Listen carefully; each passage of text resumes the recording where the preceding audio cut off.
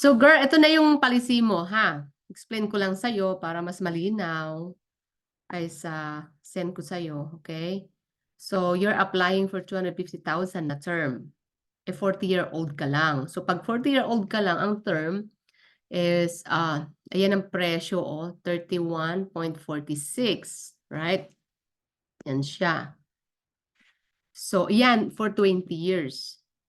Ang kaibahan nito, sa 250,000 na yan, kaibahan nito doon sa sa ano man ang meron ka sa work or whatever na meron kang life insurance ba dyan. So, pag na-terminal illness ka, pwede nilang ibigay up to 100%. Let's say start at 214. Terminal yun. At least 24 months to live. Paano ang diagnosis sa'yo? 18 months to live. Eh, yung insurance mo sa iba, meron ka man, kailangan 6 months to live muna. Yan yung titignan mo. Kasi pag na-diagnose ka niyan, wala, hanggang 6 months to live muna tayo. Hindi ka pa naman malapit sa libingan. O, meron kang makukuhang ganyan, baka gumaling ka pang bigla. Ngayon, disability, hindi nangyayari terminal, na disable ka, alam mo, ma-snow ngayon. So, yan sa Dallas lalo. So, bigla na lang tayong nabangga, bigla na lang tayo na-stroke, o kailangan mo na mag-alaga sa'yo. Sa $31 die, magkakaroon ka ng up, 2,094, umpisan yan to $5,000 a month. Pero man sino magbibigay sa yan, $30 lang ang ano mo, babayaran mo, Gar. Oh, lagi pa naman nagda-drive, punta sa trabaho. Saan ka kukuha niyan, di ba? Siyempre, babayad ka pa ng mortgage, ang whatever apartment mo dyan, babayaran mo. At least, iyang pera na yan, pwede mong gamitin dyan, yung iba dyan. Okay? Pag na-disability ka, habang nagpapagaling ka. Ngayon, sa critical illness naman, paano pag hindi disability naman? Pwede ka naman, nagtatrabaho ka nga sa ospital, dami mong nagkakabata dyan, 40-year-old, kahit anong edad, di ba? Pwedeng magkasakit. So, ibig sabihin ito, yung critical, pag isa lang dyan ang na-trigger mo, let's say, cystic fibrosis ka dyan, naapektuhan yan dahil sa COVID, cancer ka dyan, kung ano nga yun dyan, kahit isa lang dyan, kahit isa lang dito, okay? From stage 1 to 3 and moderate, okay? Yun yung mga may kategory yan. So, ibig sabihin, up to, pwede mong kunin yung 197 niya yan. Ano mo yan? Lump sum money from the company.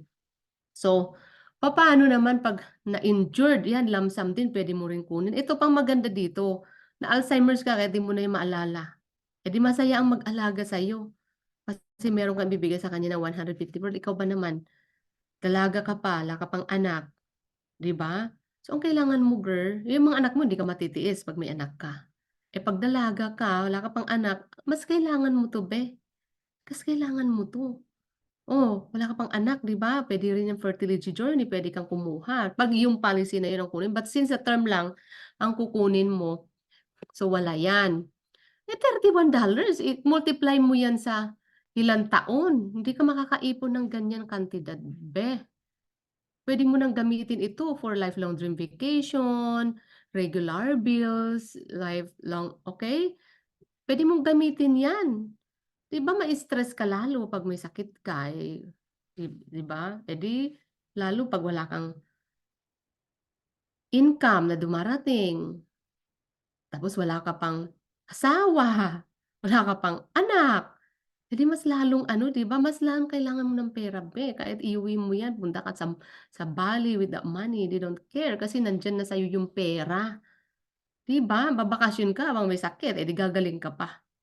So, wag mong isipin na 31 gastos yan sa'yo. Isipin mo, nagbigay ka na ng 31 pero nag-leverage ka. Pag nagkasakit ka, bibigyan ka ng up to 250,000. Mo kukunin yung die. Di ba? Leverage mo lang yan kasi yan lang. Diyos ko Lord. Dinner lang yan, ubus na, be. Mataas ang bilihin ngayon, kain ka lang ng isa. At least, bagbawas ka ng isang kain-kain, Starbucks na yan, bawasan mo lang. Parang $1 lang yan everyday. $1 everyday, girl. Ano ka ba, nang hinayang ka sa $1? Yan, $1 everyday lang yan. Ipunin mo. Meron ka nang iniisip. Pag nagkasakit man ako, meron akong pwedeng makuha, 196,000. No-brainer, guy. Huwag ka na mag-isip. Diyos ko. Wala ng pag-isipan diyan, ha? Send ko sa'yo 'to, ha? Send ko sa'yo illustration na 'to. Then ano, let's ano, submit your application, okay? Mhm, mhm.